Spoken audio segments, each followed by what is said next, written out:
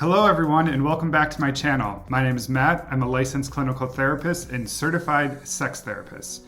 Recently, I did a video on the top 10 green flags to look out for in a relationship, remembering that green flags are positive, good qualities in a partner and things that you want to turn to and look for when starting a relationship. So I thought I should probably do a video on the top 10 red flags to look out for in a relationship. So what is a red flag?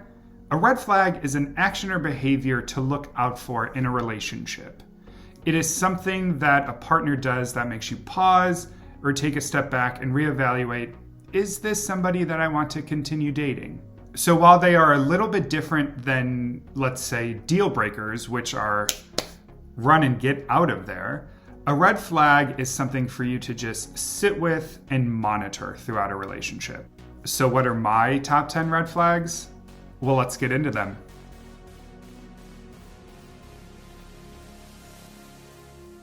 Number one, first and foremost, a red flag to look out for would be if a partner starts love bombing. What love bombing is when they just start showering you with love and affection in a way to influence or manipulate you to their side of things. Love bombing can also look like after an argument or a fight, instead of taking responsibility, they are just showering you with affection. Why this is an issue is because they're not taking responsibility.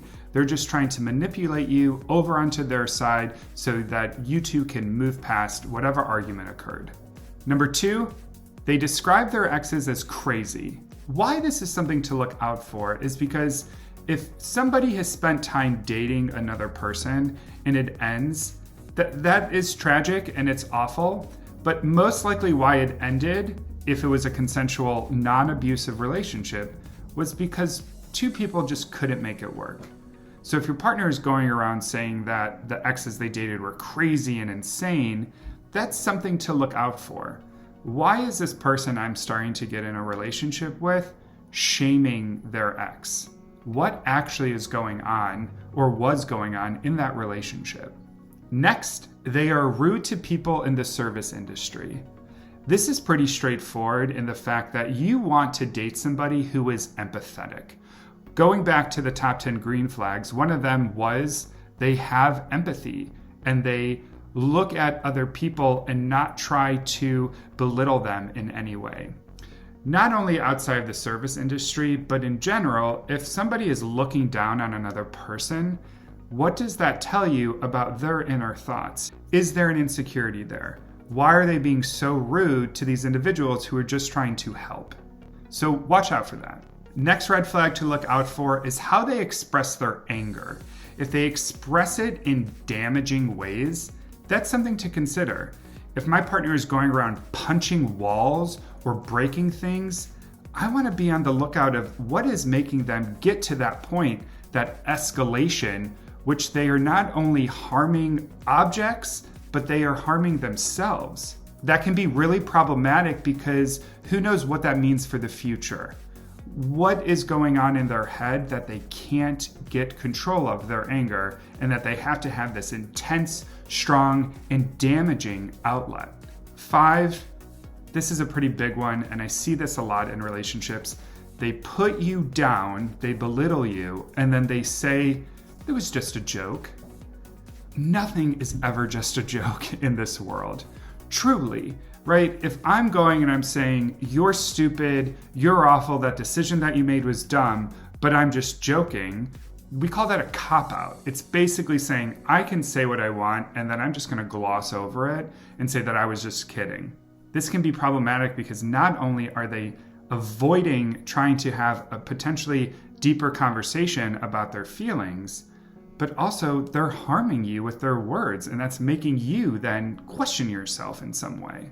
Next up, they gaslight you. This is a pretty common one, and in fact, this could also fall into the category of a deal breaker as well. But gaslighting is essentially they are not taking any responsibility for any of their actions and they're blaming you for everything.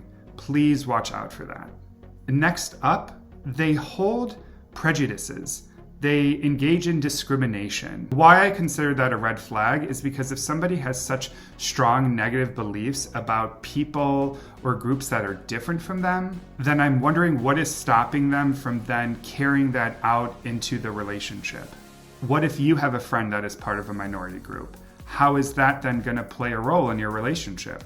Are they then going to start trying to be controlling in some way, not have you see these individuals, put you in an awkward situation of choosing one or the other, belittling your friends? It can be a pretty slippery slope. Next up, a red flag to look out for is they respond poorly when you're just trying to take time for yourself. A comment on codependency, right? One of the goals within relationships is to somehow form codependency. I want to be able to rely on my partner, and my partner should be able to rely on me. We should become dependent on one another.